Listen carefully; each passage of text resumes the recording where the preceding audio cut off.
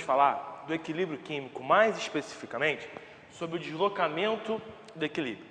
Peguei aqui uma equação qualquer, uma equação que representa um equilíbrio, o composto A reagindo com 3 mols do composto B, formando 2 mols do composto C. Coloquei aqui do lado que o ΔH dessa reação é menor que zero, então isso representa que isso aqui é uma reação exotérmica. Existem 3 fatores externos que podem alterar, deslocar esse equilíbrio químico. O primeiro deles, a gente fala que é a concentração. O que acontece aqui? Se isso aqui é um equilíbrio, as quantidades de cada um dos componentes dessa reação estão em equilíbrio. Essa quantidade de B, a concentração de B está em equilíbrio com a quantidade de C, em equilíbrio com a quantidade de A. Vamos supor que eu chegue aqui nesse equilíbrio e aumente a concentração de B. Eu aumentando a concentração de B, eu temporariamente estou alterando as quantidades no equilíbrio químico. Como eu aumentei a quantidade desse reagente B, a reação vai achar algum jeito de redistribuir esse aumento de concentração. O que vai acontecer aqui? Eu aumentei, o equilíbrio será deslocado no sentido de gastar o que foi aumentado.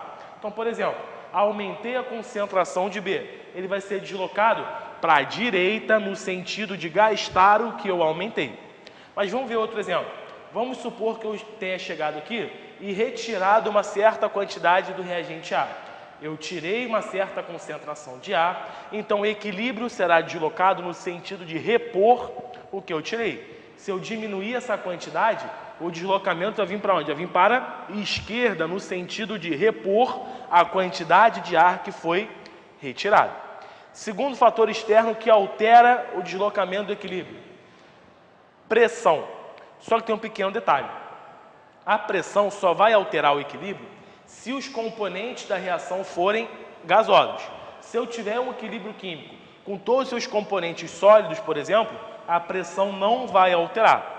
Quando é todo mundo gás ou quando tem algumas substâncias gasosas, a gente pode dizer o seguinte: a gente pode fazer uma associação entre a soma dos coeficientes do reagente do produto com a quantidade de volume. Por exemplo, qual é a soma dos coeficientes do reagente? 3 mais 1 igual a 4. Então a gente fala que a quantidade de volume aqui do reagente é 4V. E ali eu tenho 2, é a soma do coeficiente, quantidade de volume aqui igual a 2V.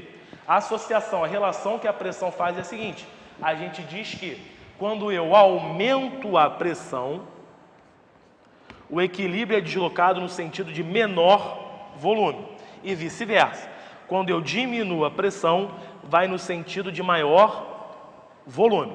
Então olha para cá e diz para mim: se eu aumentar a pressão desse sistema, aumentei a pressão, sentido de menor volume, o deslocamento vai para onde? Vai para a direita, porque aqui eu tenho 2V e aqui 4. Se eu diminuir a pressão, vem no sentido de maior volume, no caso vindo para a esquerda. Terceiro e último fator que vai alterar o equilíbrio: a temperatura. Só que a temperatura está intimamente ligada com o ΔH da reação. Como nesse exemplo o ΔH é menor que zero, a reação é exotérmica, a gente diz o seguinte, que o sentido 1 da reação é o sentido exo e o sentido 2 é o sentido endotérmico. E o que a gente fala? Quando aumenta a temperatura, toda vez que a temperatura for aumentada, o equilíbrio vai no sentido endo. Quando a gente diminui a temperatura, sempre irá no sentido ex. Olha o exemplo aqui do quadro.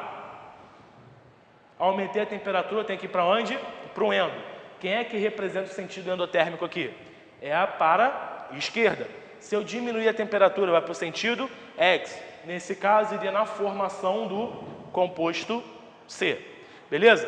Preste atenção nesse tópico, muito cobrado, extremamente importante. Prazer, até a próxima.